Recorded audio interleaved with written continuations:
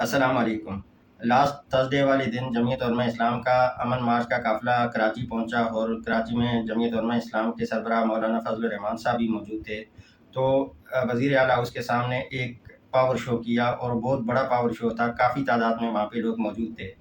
تو راشد محمود سمرو صاحب کو بھی مبارکباد دینا چاہیں گے، کیونکہ راشد محمود سمرو صاحب کی طبیعت خراب تھی، وہ اپنی گاڑی کے اندر میڈیسن لیتے ہوئے بھی دکھائی دیے تھے۔ ایک ویڈیو آئی تھی جس میں راشد محمود سمرو صاحب اپنی گاڑی کے اندر میڈیسن لے رہے تھے، مطلب ان کی طبیعت خراب تھی۔ خراب طبیعت کے باوجود راشد محمود سمرو صاحب امن مارچ کا قافلہ سندھ کے مختلف شہروں سے لیتے ہوئے کراچی پہنچے۔ امن مارچ کا قافلہ کافی بڑا تھا اور اس میں کافی تعداد میں لوگوں نے شرکت کی تھی، اور سندھ سے مختلف شہروں سے لوگ آئے تھے جو کہ سندھ حکومت کی نااہلی کے خلاف، بدامنی کے خلاف، الیکشن میں دھاندلیوں کے خلاف اور سندھ میں ڈاکو راج کے خلاف پروٹیسٹ کرتے ہوئے مختلف شہروں سے کراچی پہنچے تھے۔ امن مارچ کے قافلے سے جمعیت علماء اسلام کی لیڈرشپ نے خطاب کیا اور پھر جمعیت علماء اسلام کے سربراہ مولانا فضل الرحمان صاحب نے بھی خطاب کیا۔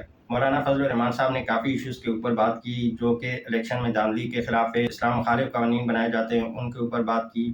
سندھ میں امن و امان کی جو صورتحال ہے اس کے اوپر بات کی، بلوچستان اور KPK کی امن و امان کی صورتحال کے اوپر بھی بات کی، اور جو غیر ملکی NGOs ہیں جو کہ آج کل بچیوں کو انجیکشن لگاتی ہیں، جس سے اسکولوں میں چھوٹی چھوٹی بچیاں بیمار ہو جاتی ہیں اس انجیکشن سے، اس کے حوالے سے بھی بات۔ ان NGOs سے اتنی ہمدردی کیوں ہے پاکستانی گورنمنٹ کو، ان کو اتنا سپورٹ کیوں کر رہی ہے؟ یہی اسی NGOs کو چلانے والے لوگ اسرائیل کو سپورٹ کرتے ہیں فلسطین میں بچوں کو مارنے کے لیے، اور فلسطین میں بچوں کے قاتلوں کو پاکستانی بچوں سے اتنی ہمدردی کیوں ہے، کس لیے ہے، کیا وجہ ہے ایسی؟ تو یہ سوچنے والی بات ہے۔